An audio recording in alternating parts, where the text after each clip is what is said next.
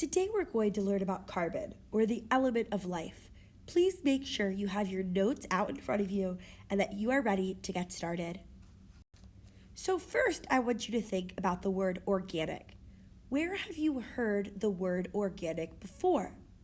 In what context have you seen the word organic?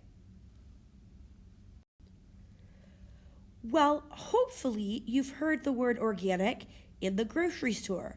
People often say, oh, this is organic food, like an organic peach or an organic asparagus. But the word organic means something different in chemistry and biology than it does in the grocery store. So we need to make a distinction between what we use the word organic for in the grocery store and what we use organic for in our science studies. In science, an organic compound is a compound that has carbon atoms. That is the most important part of an organic compound. Organic compounds have carbon atoms. And these carbon atoms are covalently. Remember, co means to share. Valent is about valence electrons. So covalently bonded, that means they share their outer electrons. So an organic compound is carbon atoms covalently bonded to other atoms like hydrogen, oxygen, nitrogen, and we're going to learn about phosphorus and sulfur as well. So remembering our definition of organic compounds, please go ahead and take a second to circle the organic compounds you see here.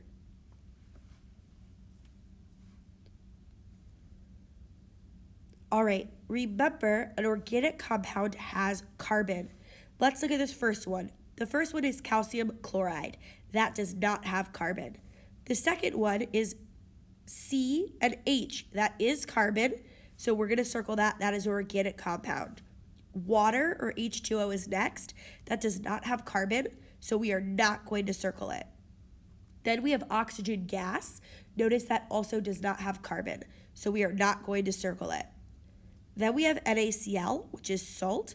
That does not have carbon. Then we have this big molecule here, CH3CH2OH. That has carbon, hydrogen, and oxygen. So we are going to circle that. Then we have sodium chloride with oxygen. That does not have carbon, so we are not going to circle it. And last but not least, we have C6H12O6, which is glucose. So as a reminder, an organic compound is one that has carbon covalently bonded to other atoms like hydrogen, oxygen, nitrogen, phosphorus, and sulfur. And you need to know that there are four main types of organic compounds.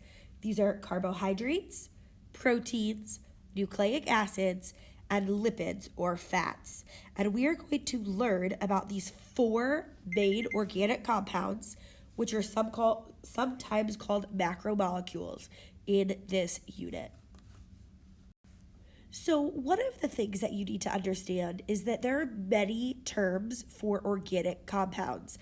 Remember, organic compounds are proteins, lipids, nucleic acids, and carbohydrates. And those together as a group are organic compounds. But there are many different terms that you need to understand that are synonyms, which means the same thing as organic compounds. Those are macromolecules, organic molecules, polymers, and biomolecules. So hopefully you remember from previous science classes what a Bohr model is. In a Bohr model, we have the nucleus, and inside of the nucleus goes our protons and neutrons. And then we show our electrons in the outer shells in these orbits. So remember, 2 electrons go in the first orbit, 8 in the second orbit, and 3 in the last orbit. And this one electron out here by itself, oops, I accidentally circled too much, don't want to circle that. That one electron there is called a valence electron. So let's look at this. Here is oxygen. Remember, we find out the number of protons by this number. So this number is my number of protons.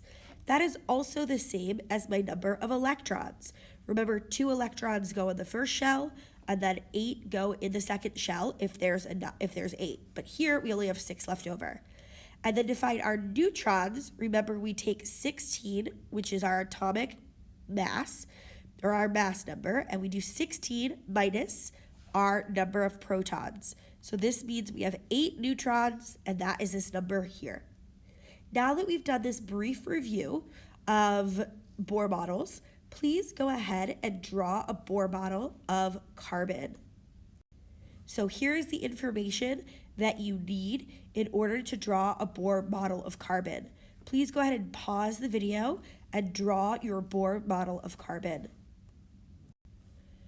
So here is our carbon Bohr model. Remember, we have 6 protons because my atomic number is 6. We also have 1, 2, 3, 4, 5, 6 electrons. 4 of those electrons are valence electrons. And to find our number of neutrons, we do 12 minus 6, which is 6. And that is our number of neutrons. So we've talked a little bit about valence electrons. What is a valence electron? Remember, valence electrons are those electrons in the outermost shell. So here, sodium has 1 valence electron. Here, this also has 1 valence electron. But here in this one, we have 1, 2, 3 valence electrons. So valence electrons are the electrons in the outermost shell. So on our periodic table, we have 1 valence electron in group 1. You can see this 1 here. 1, 2. Then we skip a few, and we make it to group 13, and then we have 3, 4, 5, 6, 7, 8. Notice the number of valence electrons in these categories right here are just removing the 1. So instead of 13, it's 3. Instead of 14, it's 4. The one note I want to make is that helium only has 2 valence electrons because it only has 2 electrons total. So this is how we can use our periodic table.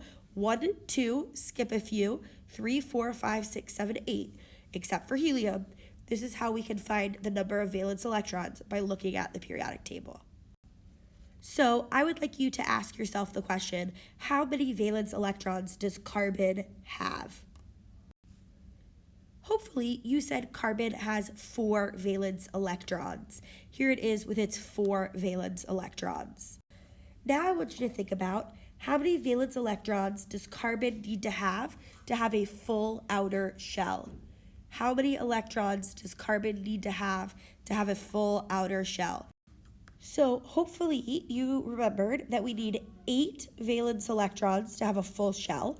And since carbon has 4, we do 8 minus 4, and that means it has 4 extra electrons. That's how many electrons it needs to have a full outer shell. Now I want you to ask yourself, how many bonds do you think carbon can form? How many bonds do you think that carbon can form? Hopefully you said 4, because we can make a bond right here. We can make a bond right here. We can make a bond right here and right here. So this element I just drew for you is CH4, and it shows that there are 4 bonds on this carbon. So hopefully you also remember Lewis dot structures. In Lewis dot structures, the only electrons that are of importance are our valence electrons. And to find the number of electrons we have, we're going to look at our periodic table. So everyone look in group 13 at boron. If it's in group 13, it has 3 valence electrons. 1, 2, 3. Everyone find magnesium in group 2 of your periodic table. Notice that magnesium has 1, 2 valence electrons. Then ask yourself, what group will chlorine be in? Well, it has 7 valence electrons, so it must be in group 17. It must be in group 17, and we have 7 valence electrons. Now, using this information about Lewis dot structures, Please go ahead and pause the video and draw an atom of carbon using Lewis dot structure. So hopefully you've been able to identify that because carbon has 4 valence electrons, we will have 1, 2, 3, 4 valence electrons in our Lewis dot structure. So what type of bonds does carbon form? We talked about this a little bit, but the types of bonds that it forms are covalent bonds. In covalent bonds, electrons are shared. So here we can see this picture. The red electrons are the electrons that are shared from hydrogen. The blue electrons are the electrons shared from carbon, because in covalent bonds, electrons are shared. In organic compounds, carbon bonds with the following elements: hydrogen, oxygen, nitrogen, phosphorus, and sulfur. Sometimes I like to remember chomps, like chomps, but with an N, because it's carbon, hydrogen, oxygen, nitrogen, phosphorus, sulfur. You 100% need to know that these are the elements that are in organic compounds. So for example, if I have carbon, hydrogen, and potassium, this is not an organic compound because potassium is not one of our CHONPS letters. Hopefully that makes sense. Great. So CHONPS, chomps, these are the only elements that can be in organic compounds. But remember that carbon is the most important element in those organic compounds. So if I have nitrogen and sulfur, this is not organic because it does not contain carbon. So here's another illustration of our CHONP and S, the building blocks of life. So we're going to play a quick little game called organic or inorganic. Here, this is H2O. It does not have carbon, so this is inorganic. Here we have NaCl. It does not have carbon, so this is not organic. Here I have carbon, I have hydrogen, I have oxygen, and I have nitrogen. Those are the elements I have. Well, it has carbon, that's good, and it has HON. And those are part of our chomps, so this is organic. Let's look here. I don't see carbon, so this is inorganic. Here, this is CaCl2. There's no carbon, so this is inorganic.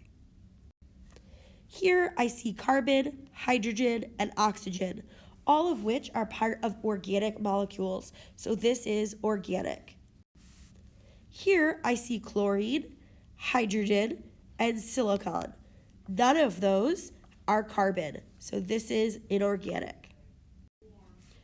So carbon is called the element of life because it is crucial and the backbone to building large molecules like lipids, carbohydrates, nucleic acids, and proteins. Go ahead and write for a second why you think carbon is called the element of life.